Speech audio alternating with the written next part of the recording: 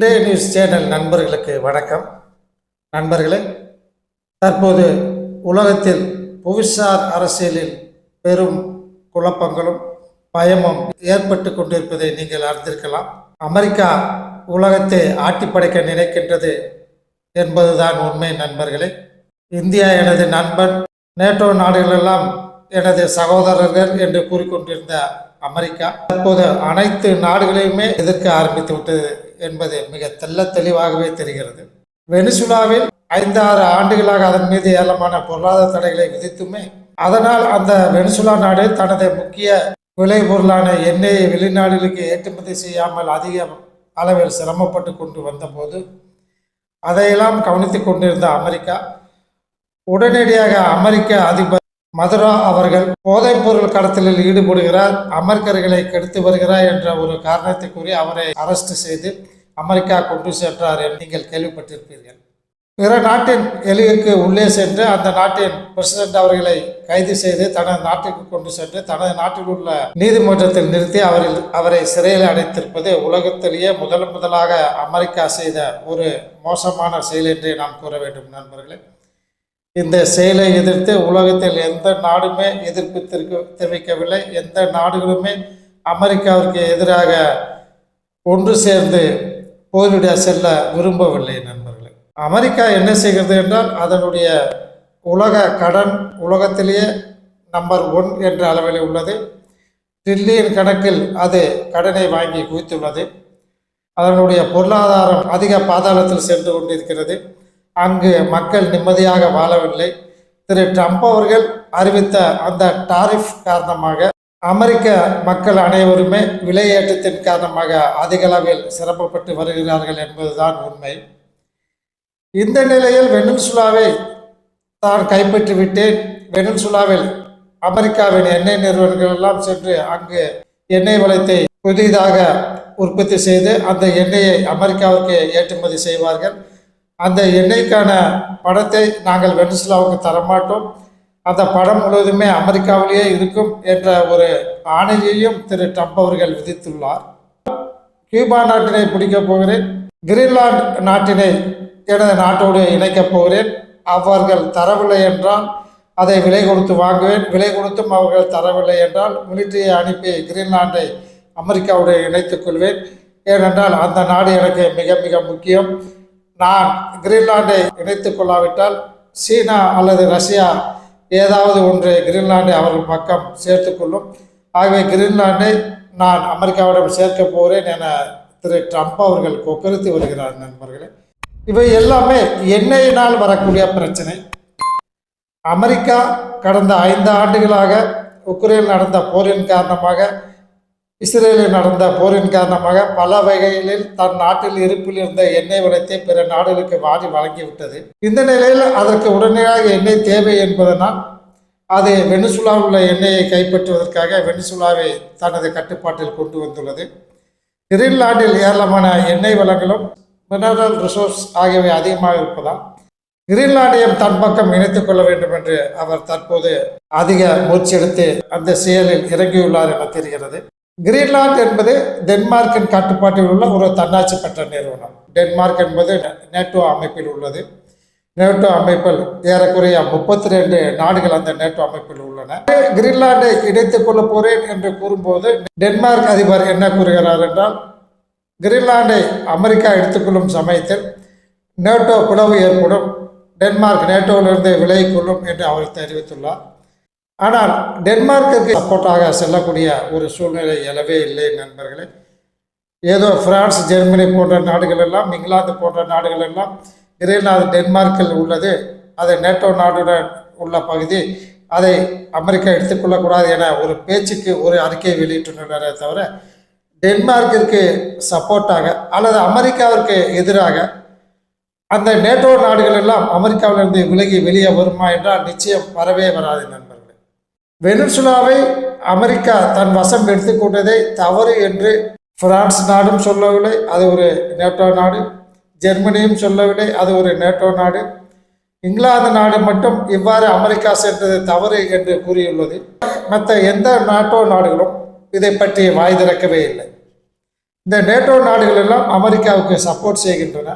ஏனென்றால் இவை எல்லாமே மிக மிக சிறிய நாடுகள்.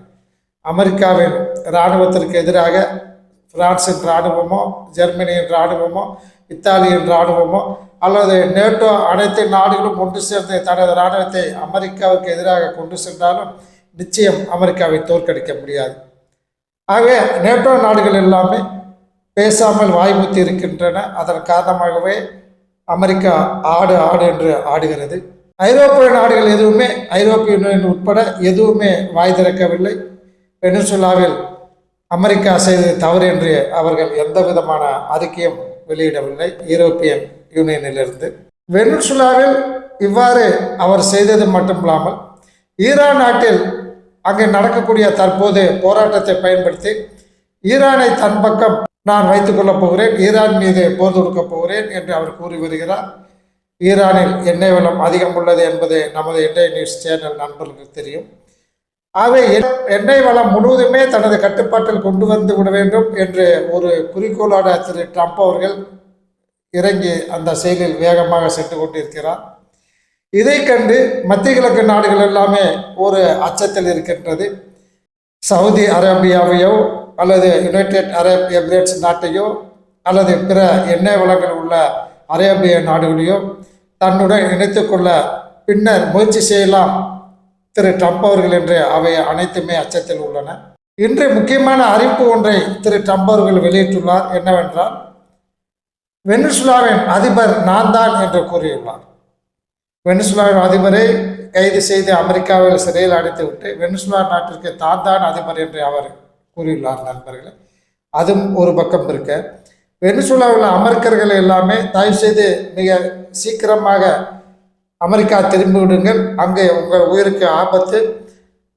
வெனிசுலாவில் உள்ள அந்நாட்டு மக்கள் எல்லாமே கொரில்லா போரில் இறங்கியுள்ளார்கள்.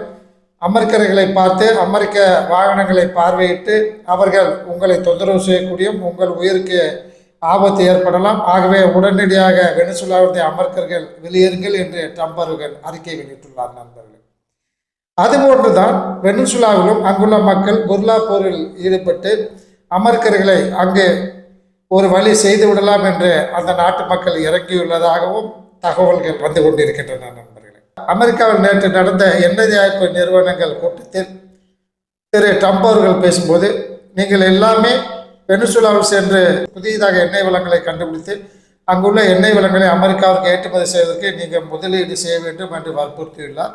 அதில் 1-2 நிறுவன அதிகாரிகள் அங்கு செல்வது அவ்வளவு எளிதல்ல. அங்கு சென்று நமது பணத்தை முதலீடு செய்வதும் சரியல்ல.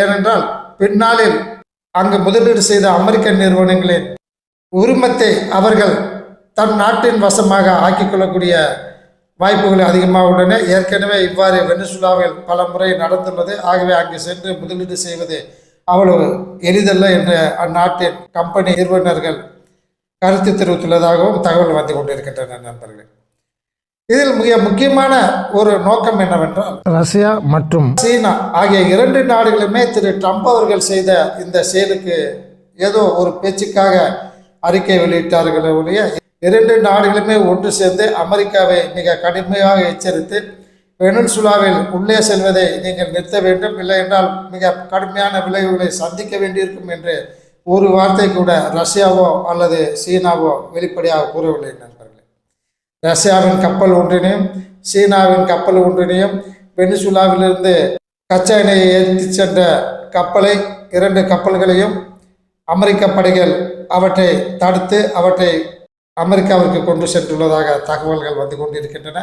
இந்த வகையில் ரஷ்யாவின் கப்பலை அவர்கள் கைது செய்துமே இந்த 2 நாடுகளும் அமெரிக்காவிற்கு எதிராக ஒன்றுமே ஒரு வார்த்தை கூட பேசவில்லை. நண்பர்களே, இதிலிருந்து என்ன தெரிகிறது? அமெரிக்கா, சீனா, ரஷ்யா ஆகிய 3 நாடுகளும் ஒன்று சேர்ந்து ஒரு கூட்டு ஒப்பந்தம் மறைமுகமாக செய்து கொண்டதாகவே தெரிகிறது. நாங்கள் வெனிசுலாவை பிடித்துக் கொள்வோம், கிரீன்லாந்தை தங்கள் வசம் எடுத்துக்கொள்வோம், ஈரானை எங்கள் பக்கம் வைத்துக் கொள்வோம், கியூபா நாட்டினை எங்கள் பக்கம் பிடித்துக் கொள்வோம், வங்காளதேசத்தை எங்கள் பக்கம் நாங்கள் எடுத்துக்கொள்வோம். ஆகவே நீங்கள் முடிந்தால் உங்கள் பகுதியில் உள்ள நாடுகளை நீங்கள் பிடித்துக் கொள்ளுங்கள். யுக்ரைனில் பெரும்பாலான பகுதியை ரஷ்யா நீங்கள் எடுத்துக்கொள்ளலாம். சீனா தைவானை முடிந்தால் நீங்கள் அதை எடுத்துக்கொள்ளலாம், முடிந்தால் லடாக், அருணாச்சல பிரதேசம் போன்ற இந்திய பகுதிகளை நீங்கள் பிடித்துக் கொள்ளலாம்.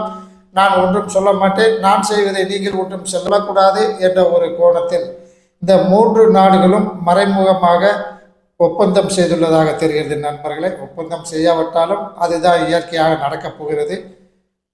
தைவானை சீனா தன் வசம் ஆக்கிக்கொள்ள முயலும் போது, அல்லது லடாக், அருணாச்சல பிரதேசத்தின் மீது போர் தொடுக்காது வரும்போது அமெரிக்கா ஒன்றுமே கூற முடியாது. ஏனென்றால் வெனிசுலாவையும், ஈரானையும், கியூபாவையும், கிரீன்லாண்டையும் தன் பக்கம் இழுத்துக்கொள்ள அதை முயன்று கொண்டு அந்த செயலில் இறங்கும் போது சீனா செய்வது தவறு, ரஷ்யா செய்வது தவறு என்று அமெரிக்காவால் கூற முடியாது, கூறாது நண்பர்களே. அந்த அடிப்படையில் அமெரிக்கா, ரஷ்யா, சீனா ஆகிய நாடுகள் தன் பக்கத்தில் உள்ள நாடுகளை தன் பக்கம் இழுத்துக்கொள்ள முயலும் என்று தெரிகிறது நண்பர்களே.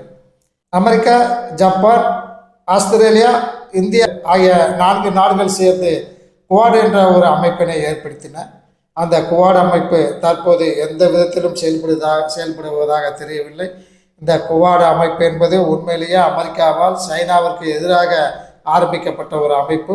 இந்த அமைப்பிலிருந்து இந்தியா நிச்சயம் வெளியேறிவிட வேண்டும் என சில நாடுகள் எதிர்பார்க்கின்றன. ஏனென்றால் அமெரிக்காவால் இந்தியாவுக்கு எந்த விதத்திலும் இனி நன்மை ஏற்பட போவதில்லை என்றே தெரிகிறது. உலகத்தில் உள்ள நேட்டோ நாடுகள், ஐரோப்பிய நாடுகள் எல்லாம் அமெரிக்காவிற்கு பயந்து கொண்டு வர்த்தக ஒப்பந்தத்தில் அமெரிக்காவிடம் கையெழுத்திட்டு பேசாமல் சென்று விட்டன. அதேபோன்று ஜப்பான், ஆஸ்திரேலியா, பிரிட்டன் போன்ற நாடுகளும் அமெரிக்காவிடம் வர்த்தக ஒப்பந்தம் செய்து கொண்டு அவர்கள் என்ன வரிவிதிப்பு போடுகிறார்களோ அதை ஏற்றுக்கொண்டு அவை அப்படியே சென்று விட்டன. ஆனால் இந்தியாவிற்கும் அமெரிக்காவிற்கும் இடையே ஒப்பந்தம் ஏற்படவில்லை என்பதுதான் உண்மை நண்பர்களே. ஏனென்றால் நம்ம நாட்டில் ஏற்கனவே பால் உற்பத்தி அதிக அளவில் உள்ளது. நாம் சில பால் பொருட்களை வெளிநாடுகளுக்கு ஏற்றுமதி செய்து கொண்டிருக்கிறோம். நம்ம நாட்டில் மக்காச்சோளம், பருத்தி, நெல், கோதுமை போன்ற ஏராளமான தானியங்களும், சோயாபீன்ஸ் என்ற எண்ணெய் வித்து பொருளும் அதிக அளவில் உற்பத்தி செய்யப்படுகிறது. அவற்றை நாம் வெளிநாடுகளுக்கு ஏற்றுமதி செய்து வருகிறோம். அவ்வாறு இருக்கும்போது அமெரிக்காவில் உள்ள சோயாபீன்ஸ் என்ற எண்ணெய் வித்து பயிரையும் பால் பொருட்களையும் இங்கே இறக்குமதி செய்ய வேண்டும். நாங்கள் கொடுக்கக்கூடிய அந்த பயிர் விதையைத்தான் நீங்கள் பயன்படுத்த வேண்டும் என்று அவர்கள் கூறுகிறார்கள். உங்களுக்கு தெரியும் நண்பர்களே, இந்தியாவில் உள்ள விவசாயிகள் எல்லாமே தான் ஏற்கனவே செய்துள்ள விவசாயத்தில் உள்ள மிக சிறந்த விதைகளை எடுத்து வைத்து அதைத்தான் தொடர்ந்து அவர்கள் அடுத்த வருடத்திற்கு பயன்படுத்துவார்கள் என்பது உங்கள் அனைவருக்குமே தெரியும். அவ்வாறு இருக்கும்போது ஜெனட்டிக்கலி மாடிஃபைடு விதைகளை அவர்கள் அமெரிக்காவிலிருந்து நமக்கு கொடுத்தால் அந்த விதையை ஒரே ஒரு முறை தான் பயன்படுத்த முடியும். அந்த விதையிலிருந்து வந்த பயிரிலிருந்து மறுபடியும் விதையை எடுத்து அடுத்த விவசாயத்திற்கு பயன்படுத்த முடியாது. ஆகவே நாம் அமெரிக்காவின் பேச்சை கேட்டு விவசாயம் சம்பந்தப்பட்ட விதைகளையோ அல்லது பால் பொருட்களையோ நாம் நம்ம நாட்டிற்கு இறக்குமதி செய்தால் நமது விவசாயம் உண்மையிலேயே அதிக அளவில் பாதிக்கப்படும். நாம் ஒவ்வொரு தடவையும் அமெரிக்கா விதைகளை வாங்க வேண்டியிருக்கும். நம்ம நாட்டில் மாடுகள் வளர்க்கக்கூடிய, கால்நடைகளை வளர்க்கக்கூடிய, பால் உற்பத்தி செய்யக்கூடிய விவசாயிகளின் வருமானம் முழுமையாக பாதிக்கப்படும். அமெரிக்கா நம்முடைய சந்தையை அவர்கள் எடுத்துக்கொள்வார்கள். அவர்கள் பொருட்கள் அனைத்துமே இந்தியாவில் உலா வர ஆரம்பிக்கும். நம்முடைய விவசாயிகள் அதிக அளவில் பாதிக்கப்படுவார்கள் நண்பர்களே. இதன் காரணமாகவே நமது அரசு அமெரிக்கா கூறுவதை ஏற்றுக்கொள்ளாமல் இதுவரை அந்த ஒப்பந்தத்தில் கையெழுத்திடாமல் உள்ளது நண்பர்களே. இருப்பினும் அந்த ஒப்பந்தம் தயார் செய்யப்பட்டு ரெடியாக இருக்கும் பொழுது ட்ரம்ப் அவர்கள் இந்திய பிரதமர் என்னிடம் பேசட்டும் என்று அதில் கையெழுத்திடாமல் வைத்திருந்தால் இந்திய பிரதமரின் ஃபோன் காலுக்காக 3 வாரங்கள் அமெரிக்கா காத்திருந்தது என அந்நாட்டின் வர்த்தகத்துறை அமைச்சர் அவர்கள் 2 நாட்களுக்கு முன்னால் தெரிவித்திருந்தார். ஆகவே நண்பர்களே, நமது பிரதமர் அவர்கள் நம் நாட்டின் நலனுக்காகவே அவர் உழைப்பதாக தெரிகிறது. நம்ம நாட்டின் மக்களின் நலமே அவருக்கு முக்கியம் என்ற அடிப்படையில் அமெரிக்கா கூறுவதை எதையுமே கேட்காமல் அவர் இருந்து வருகிறார் நண்பர்களே.